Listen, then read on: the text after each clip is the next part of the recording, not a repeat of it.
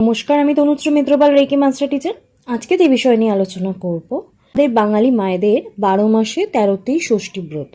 যে সকল ব্রতগুলো পালন করেন প্রত্যেক মাসের, সেগুলো শুক্লাপক্ষের ষষ্ঠী তিথিতে পালিত হয়। বছরের সব থেকে জনপ্রিয় যে ষষ্ঠী ব্রত, সেটা হলো জামাই ষষ্ঠীর ব্রত। এই জামাই ষষ্ঠীর ব্রত জ্যৈষ্ঠ মাসের শুক্লাপক্ষের ষষ্ঠী তিথিতে পালিত হয়। দেবী ষষ্ঠী সন্তানদের রক্ষাকারী দেবী। তিনি ছোট ছোট শিশুদের রক্ষা করেন, তাদের সুস্থ সুন্দর জীবন ও তাদের সুস্বাস্থ্যের আশীর্বাদ করেন। এছাড়াও নিঃসন্তান দম্পতিদের সন্তান দানের আশীর্বাদ করেন মা ষষ্ঠী। মা ষষ্ঠীর পুজো প্রত্যেকটি ঘরেই হয়। এর পর্বে আমরা জানবো জামাই ষষ্ঠীর পুজোর জন্য কি কি উপকরণ লাগে। বিশেষ করে ষষ্ঠী পুজোর জন্য যে ডালা লাগে জামাই ষষ্ঠীতে, সেই ডালা কিভাবে সাজানো হয়, তার নিয়ম কি, এই ডালাতে আমরা কোন কোন উপকরণ রাখবো, আসুন তা জেনে নিই আজকের পর্ব থেকে।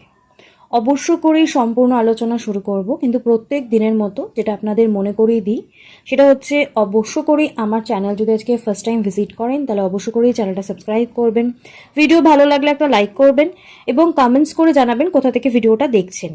সাবস্ক্রাইব করবেন, পাশে বেল আইকন প্রেস করবেন যাতে প্রত্যেক দিনের ভিডিও নোটিফিকেশন আপনার কাছে পৌঁছয়। আর আত্মীয় স্বজন বন্ধু বান্ধবের কাছে ভিডিও শেয়ার করবেন যাতে সকলে এই ভিডিওর বেনিফিটস নিতে পারে। জামাই ষষ্ঠী পুজোর জন্য যে ডালা সাজানো হয় তাকে বাটা বলে। অনেক স্থানেই একে ঝুড়িও বলা হয়। অনেকে বাঁশের ঝুড়ি, অনেকে পিতলের বাসন ব্যবহার করেন, আবার অনেকে মাটির বাসনও ব্যবহার করেন। যার বাড়িতে যেমন নিয়ম তিনি তেমনই ব্যবহার করবেন। জামাই ষষ্ঠীর ব্রতে বাটা সাজানোর প্রধান যে উপকরণ সেটা হলো ফল। এই ফলের মধ্যে আমরা যেটা সবসময় ব্যবহার করবই তা হচ্ছে করম চা। এখানে ব্যবহার করবই বোটা যুক্ত করম চা। এছাড়া কোনো দেশি খেজুর এর মধ্যে দেওয়া হয়, এবং যখন আমরা খেজুরটা ব্যবহার করব সেটা বোটা যুক্ত, মানে ডালের সাথে যেন যোগ থাকে সেরকম খেজুর ব্যবহার করব। তার সাথে থাকে গ্রীষ্মকালীন যে কোনো ফল, ক্ষেত্রে আমরা আম, জাম, লিচু, কাঁঠাল, আপেল, পেয়ারা, আঙুর, নাশপাতি, তরমুজ, এছাড়া বিভিন্ন ফল দিতে পারি। এবার আপনি যখন বাটা সাজাচ্ছেন তখন আপনাকে মাথায় রাখতে হবে আপনি হয় 5টি, না হলে 7টি, না হলে 9টি ফল আপনাকে দিতেই হবে। আপনি এর থেকে বেশিও দিতে পারেন, আপনার সাধ্যে মতো আপনি দেবেন। মাথায় রাখতে হবে বিজোড় সংখ্যাই দেবেন। কিন্তু করম চা এবং দেশি খেজুর এই দুটো কিন্তু আপনাকে দিতেই হবে। একটা কলার ছড়া দিতে পারেন, তাতে সিঁদুর লাগাতে হবে। এবার এই যে কলার ছড়া আপনি দিচ্ছেন তাতে আপনি 6টা কলা কিন্তু আপনাকে দিতেই হবে। প্রয়োজনে আপনি তার থেকে বেশি কলাও দিতে পারেন। তার সাথে আর যে উপকরণ লাগবে এই বাটা বা ঝুড়িতে, এটা হচ্ছে 6টি পান, 6টি গোটা সুপুরি, 6টি বাতাসা। এবং জামাই ষষ্ঠীতে এক এক বাড়িতে এক এক নিয়ম রয়েছে, তবে যে নিয়ম বাটা বা ঝুড়ি সাজানো সর্বাধিক প্রচলিত তা আজ আমি আপনাদের বর্ণনা করছি। প্রধান যে উপকরণ সেটা হলো ফল, এরপর হলো মিষ্টি। এই মিষ্টির মধ্যে যেটা প্রধান সেটা হয় ক্ষীরের মিষ্টি দেওয়া হয়। ক্ষীর মা ষষ্ঠীর খুব প্রিয়।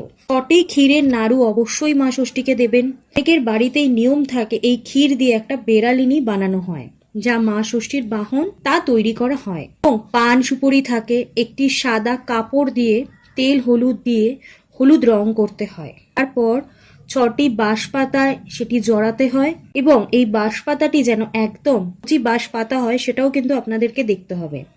বাটাতে তেল হলুদ অবশ্যই দেবেন। এর সাথে অবশ্যই যে উপকরণ দিতে হবে সেটা হচ্ছে মিষ্টি দই। একটি নতুন তালপাতার পাখাও কিন্তু অবশ্য করে দিতে হবে। এই পাখাতেও কিন্তু আপনাকে সিঁদুরের ফোঁটা অবশ্য করে দিতে হবে। আরেকটি প্রধান উপকরণ হলো হলুদ সুতো। এই ষষ্ঠীতে হাতে হলুদ সুতো বাঁধার নিয়ম আছে। হলুদ ও তেল এই সুতোর মধ্যে মাখিয়ে পুজোর শেষে মেয়ে জামাইয়ের হাতে বাঁধতে হয়। নারকেলের নাড়ু দিতে হবে বাটা বা ঝুড়িতে, সেটাও কিন্তু 6টি। অশ্বত্থ পাতা, 6টি বট পাতা, প্রত্যেকটির গায়ে সিঁদুরের ফোঁটা দিতে হবে। এই পুজোতে দুর্বার প্রয়োজন হয়, আপনারা পরিমাণ অনুসারে দুর্বা রাখুন। এবং অনেকেই 108টি দুর্বা এখানে ব্যবহার করেন, আবার অনেকে 60টি গাছের দুর্বা দেন, অনেকে 65 দুর্বাও দেন। আপনার দরকার অনুযায়ী আপনি এখানে দুর্বা ব্যবহার করবেন। এছাড়া ধান দেওয়া হয়, সেই ধানের ক্ষেত্রেও কিন্তু অনেকে 60টি ধান দেন। এছাড়া ফুল বেলপাতা তো দেবেনই। তা সাজানোর জন্য এইগুলো কিন্তু অবশ্য করেই আপনাকে ব্যবহার করতে হবে। আপনি এগুলো ব্যবহার করে বা এই উপকরণগুলো দিয়েই আপনার বাটা সাজাতে পারেন। অবশ্য করেই এই ভিডিও মিস করবেন না, প্রচুর শেয়ার করুন যাতে সকলে এই ভিডিওর বেনিফিটস নিতে পারে। তো আজকে আমি আলোচনা এখানেই শেষ করলাম। সকলে সুস্থ থাকবেন, ভালো থাকবেন। নমস্কার।